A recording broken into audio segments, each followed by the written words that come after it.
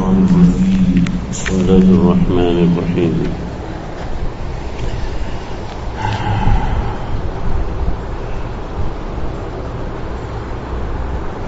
قال فما بال القرون الأولى قال علمها عند ربي في كتاب لا يضل ربي ولا ينسى.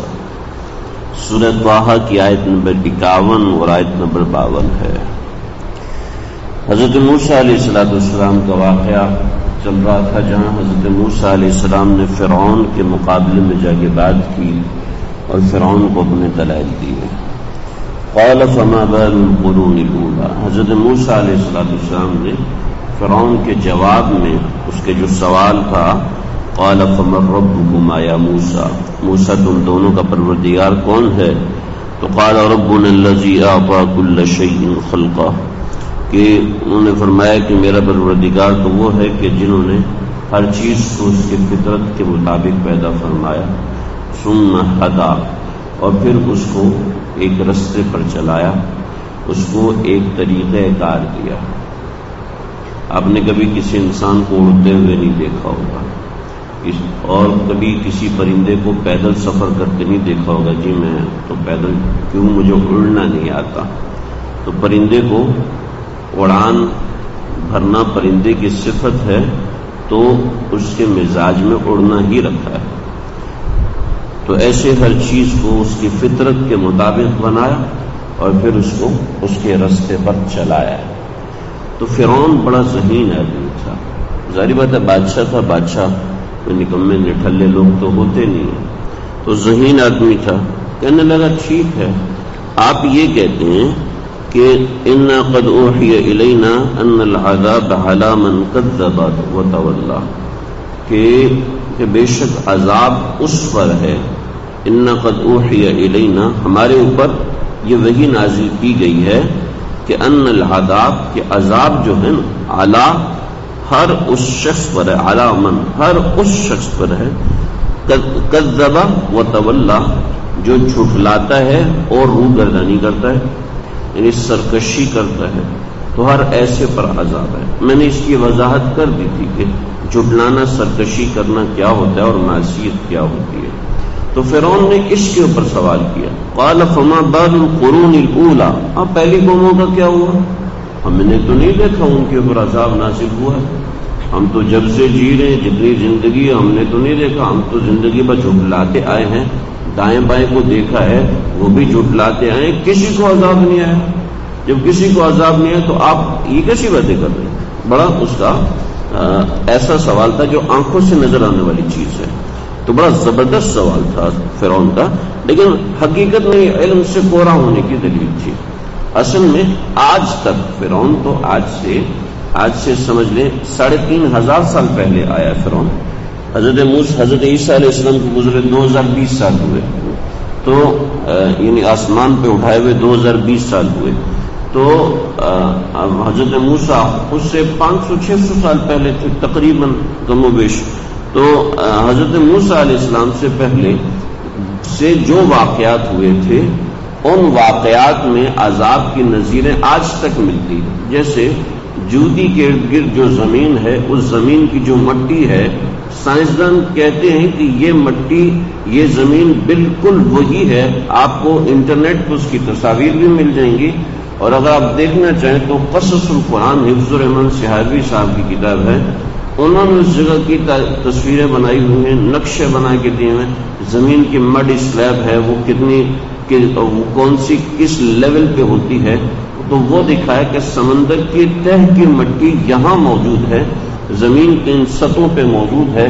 جن جگہوں پر پانی آیا تھا، جن جگہوں پر عذاب آیا تھا، تو ان کے آثار آج بھی موجود ہیں. پھر قوم عاد اور قوم سمود کے آثار آج بھی موجود ہیں. ان کی بستیاں آج بھی ویسے ہی کھڑی ہوئی ہیں جیسی انہوں نے بنائی تھیں، اور تبوک کے راستے میں ان کی بستیوں سے آپ صلی اللہ علیہ وسلم کا گزر ہوا. تو یہ بظاہر تو وہ ٹھیک کہہ رہا ہے، لیکن حقیقت کھلی آنکھ سے جو چیز نظر آ رہی ہے اس اعتبار سے تو ٹھیک ہے جی، آپ مصر میں رہ رہے تو آپ کو پتہ ہے، لیکن دراصل وہ کنویں کا مینڈک ہے. تو لہذا اس بات سے کوئی پریشان ہو. قال فما بال القرون، ہم سے جو پہلی امتیں ان کا کیا ہوا؟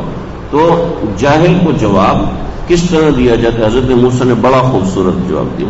قال علمها عند ربی فی کتاب، اس کا علم میرے پروردگار کی کتاب میں ہے، اس میں ہے ساری تفصیل لکھی ہوئی. لا یضل ربی، میرا پروردگار خطا نہیں کھاتا، ولا ینسا، اور بھولتا بھی نہیں ہے کہ اس نے کس کو عذاب دینا ہے اور کس کو عذاب دیا ہے.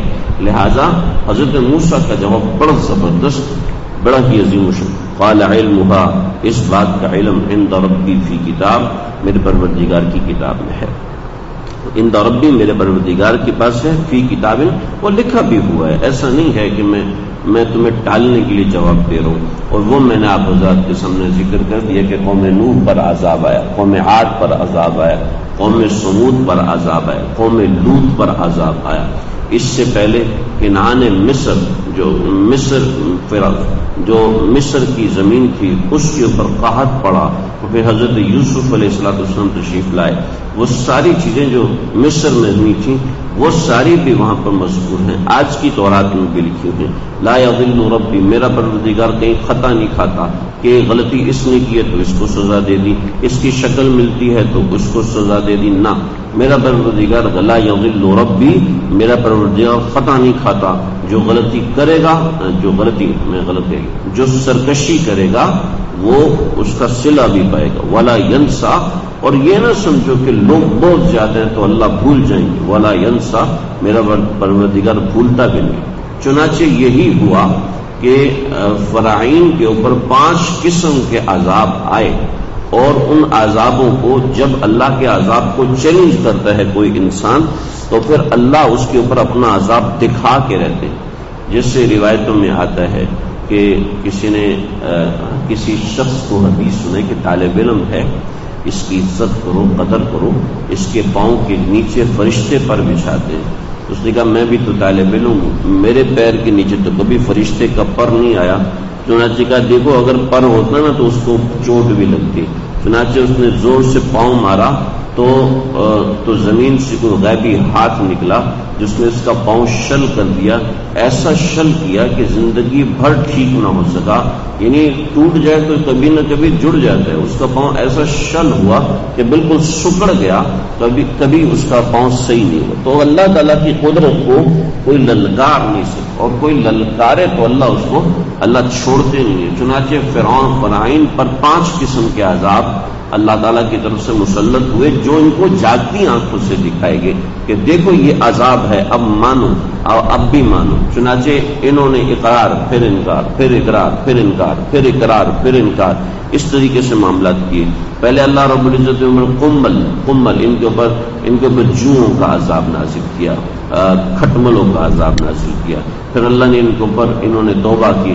پھر اللہ نے ان کے اوپر مینڈکوں کا عذاب نازل کیا کہ ان کے کھانے پینے کی چیز، جیسے کھانا کھانے بیٹھے اس کے اندر سے مینڈک نکلا تھا، جو کھانے بیٹھتے اس سے مینڈک نکلا تھا. رات کو سوئے ہیں رضائی اوڑھ کے، اور صبح رضائی کے اوپر، رضائی کے نیچے پورے جسم پہ مینڈک ہی مینڈک کھڑے ہوئے، یعنی اتنی کثرت سے مینڈک کا عذاب آیا. پھر اللہ رب العزت نے ان کے اوپر ٹڈیوں کا عذاب نازل کیا کہ جیسے ٹڈی دل ابھی آیا تھا نا پاکستان میں، کہ ٹڈی دل نے کیسے حملہ کیا؟ ایسے حملہ کیا کہ 2 کھیت ہیں، ایک بنی اسرائیل والے کا اور ایک قبطی کا ہے. بنی اسرائیل والے کے کھیت کو چھوڑ دیا، قبطی کے کھیت کو کھایا. پھر بنی اسرائیل والے کا کھیت درمیان میں ہے، اس کھیت کو چھوڑ کے اگلے کھیت کو پھر کھا گئی. یعنی ٹڈی دل کا عذاب آیا. پھر اللہ سے دعا کی، وہ سب ٹھیک ہو گیا. پھر اللہ نے خون کا عذاب نازل فرمایا، ان کے کھانے پینے کی ہر چیز خون بن جاتی، حتیٰ کہ پیاس سے بلکنے لگے. خود ان کے کئی بچے پیاس سے مرے، کہ خود کئی بڑے پیاس سے مرے. تو جب پانی لیتے پینے لگتے تو اچانک وہ خون بن جاتا، اور وہی پانی جب بنی اسرائیل والا لیتا تو وہ ویسے ہی پانی بن جاتا، خون سے پانی میں تبدیل ہو جاتا. مطلب جلدی سے مجھے دو، جلدی سے واپس لیتا تو وہ پھر خون بن جاتا. یعنی ایسے عذاب دکھائے جو آنکھوں سے نظر آتے تھے. یعنی انہوں نے تاریخ کا جھٹلا کے اپنے علم کی چیزوں کو جو نسل در نسل چلتی آتی ہیں ان سب کو جھٹلا کے یہ تو آج ہمارے ہوا کہ ہمیں اپنے دادا کا بھی پتہ نہیں ہوتا، ہمیں اپنے نانا کا بھی پتہ نہیں ہوتا کہ نانا کرتے کیا تھے، نانا ہوتا کیا ہے، آج ہمیں نہیں پتا، لیکن پہلے زمانے کے لوگ ایسے ہوتے تھے۔ نبی کریم صلی اللہ علیہ وسلم کے خود رجزیہ اشعار ہیں، آپ اشعار نہیں پڑھتے تھے لیکن رجزیہ اشعار ہیں کہ جب آپ ایک جنگ کے اندر نکلے، سارے صحابہ، اچانک حملہ ہوا، پتہ نہیں چلا، بھگلاٹ ہوئی تو صحابہ کرام پیچھے ہو گئے، تو آپ صلی اللہ علیہ وسلم شعر پڑھتے ہوئے آئے، انا النبی لا کذب انا ابن عبد المطلب، یعنی اپنے ابا کا نام نہیں لیا بلکہ دادا کا نام لیا کہ وہ سرداری میں مشہور تھے۔